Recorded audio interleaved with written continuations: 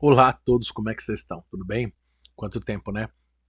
Então, eu estava fazendo aqui um vídeo, que é o nosso roteiro da semana, um dos vídeos que eu preciso fazer da nossa pilha de urgentes, que é sobre o sentido, a responsabilidade, a possibilidade da crítica literária.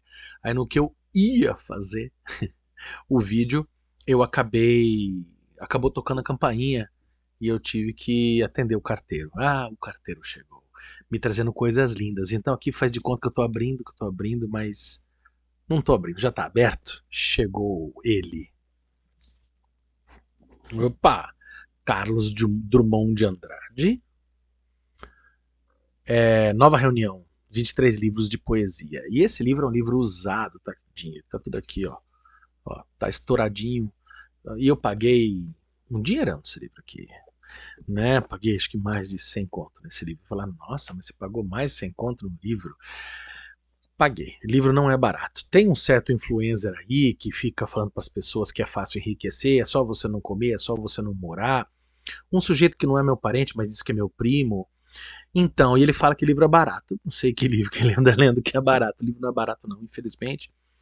E esse livro aqui tem uma história muito legal, que é um livro que publica quase toda a obra do Drummond. Eu não sei, eu não estou muito bem informado se escapa algum livro do Drummond nessa brincadeira, mas se não todos, se não obra completa, a maioria dos poemas do Drummond estão nessa obra. E o mais louco, eu já tenho esse livro aqui, só que eu tenho uma edição antiga que eu herdei, acho que de meu tio, e o livro que eu tenho é da década de 50, 60.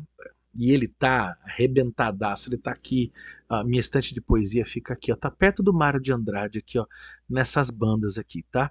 E o que acontece é que ele tá caindo aos pedaços, cara. O livro tá desmontando inteiro e quando você tem um Drummond não é um livro, é um material de trabalho, né? Inclusive, talvez muita gente fique aí curiosa, né, quando vendo a minha biblioteca, né, eu me dou o luxo de não ter a biblioteca de chroma key.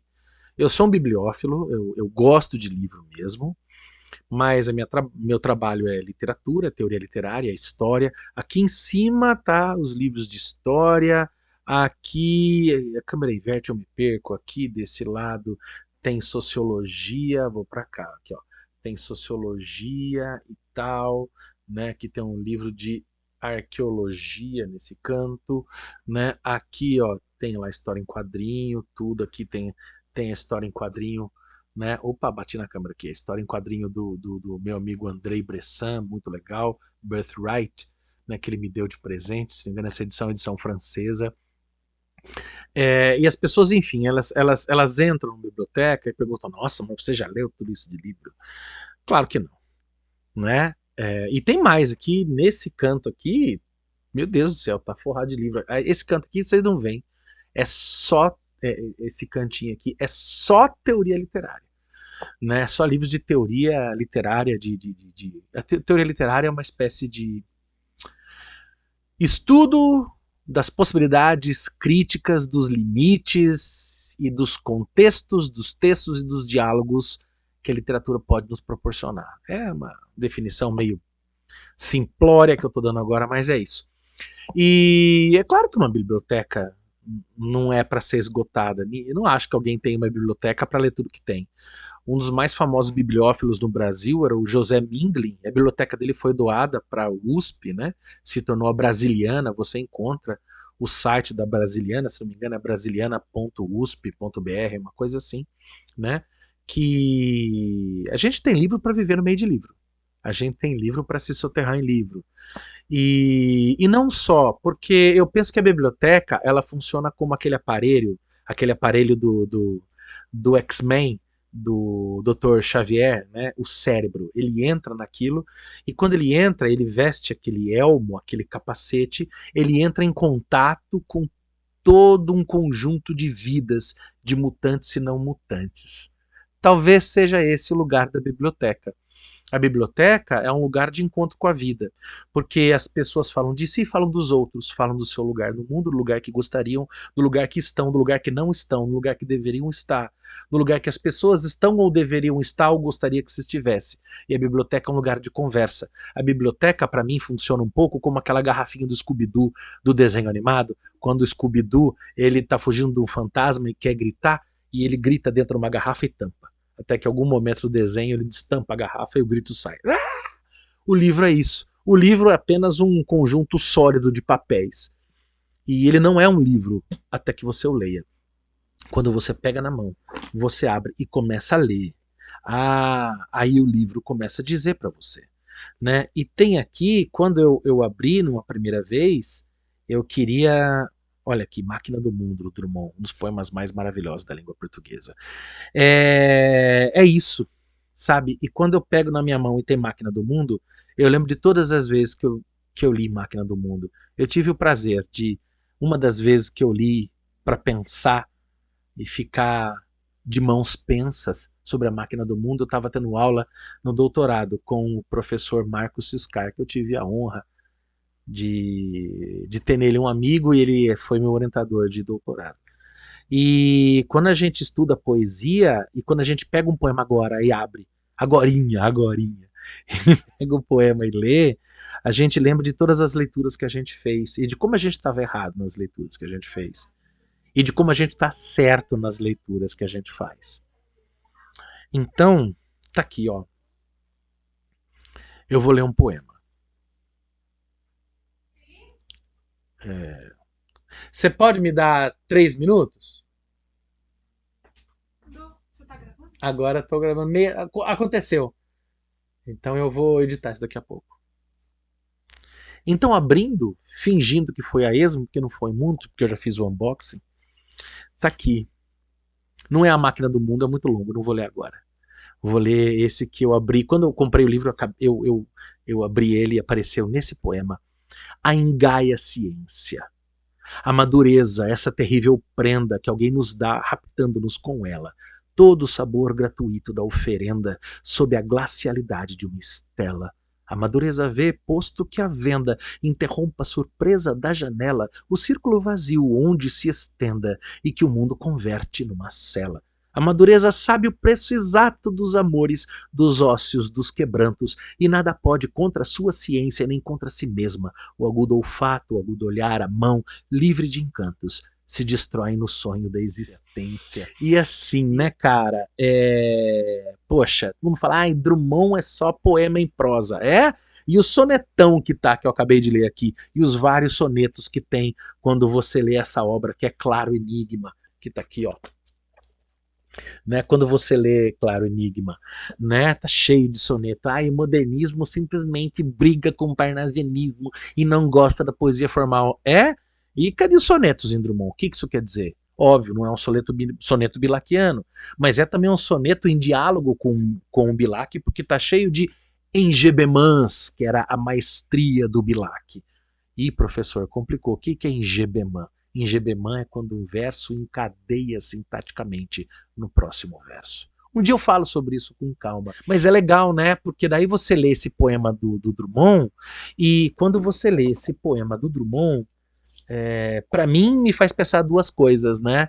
Primeiro que a Ingaia ciência é o oposto de Gaia ciência, que é a ciência alegre, que é a comunhão entre o conhecimento acadêmico, científico e o conhecimento mais popularesco, o savoir-vivre, o saber viver, que é o nome da obra de Friedrich Nietzsche, né? Gaia ciência. E é óbvio que quando eu leio um poema desse, eu tenho que pensar no poema do meu querido Augusto dos Anjos. Só que, poxa, eu sempre lembro, decoro os poemas e esqueço pedaços, então eu não vou cometer essa gafe. Augusto dos Anjos está aqui, ó, esperando a gente. Peraí. Falando em edições, olha que linda essa edição aqui, ó. Eu, do Augusto dos Anjos, é uma edição facsimilar, é uma cópia da edição primeira, né? Do Eu, de Augusto dos Anjos, que foi publicado em 1912, né? E vamos lá, esse poema do Drummond, para mim, dialoga por demais com outro poema do Agostinho. Vamos ver se eu acho ele fácil aqui, né? Tem que fazer um corte aqui. Atenção, meus alunos, logo vou falar da obra de Drummond para a gente falar das organicidades que tem dentro da obra. E eu estou menos acostumado com essa edição. Tá aqui. Versos íntimos. Vês? Ninguém assistiu ao formidável enterro de tua última quimera. Somente a ingratidão, esta pantera, foi tua companheira inseparável. Acostuma-te à lama que te espera, o homem que nesta terra miserável mora entre feras, sente inevitável necessidade também ser fera. Toma um fósforo, acende teu cigarro, o beijo, amigo, é a véspera do escarro, a mão que afaga é a mesma que apedreja. Se alguém causa ainda pena tua chaga, apedreja essa mão vil que te afaga, escarra nessa boca que te beija. Pau d'Arco 1901. Agora corre pro Drummond. Olha lá.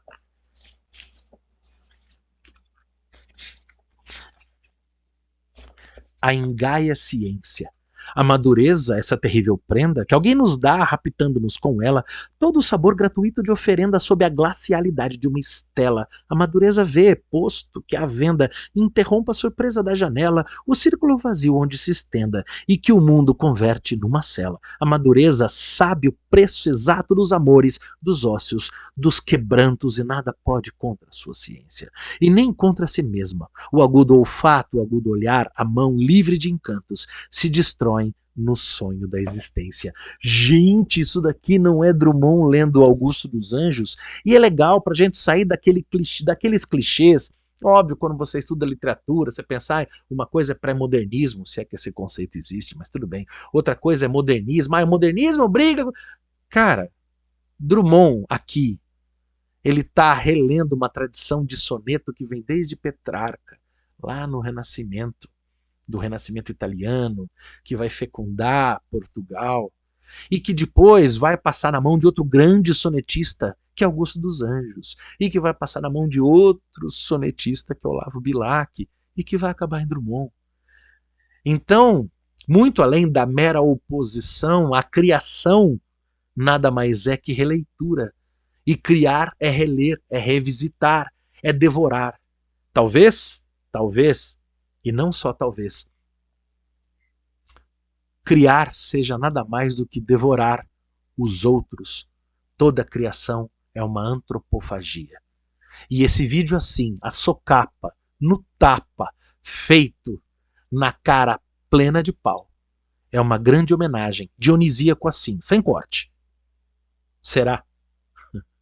Esse vídeo é uma homenagem a um dos maiores artistas que já pisaram em solo brasileiro e que produziu o teatro mais forte, mais digno das verdades da tradição grega, da tragédia grega, e que se lembrou que o deus da tragédia, Dioniso, sempre foi e será, Evoé, o deus do riso.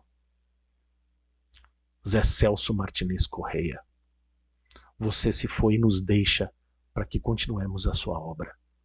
Zé Celso, com Drummond, com Augusto, com Bilac, com Dante, com Petrarca, Zé Celso, Evoé. Esse é o nosso canal Cultura Crítica. Abraço.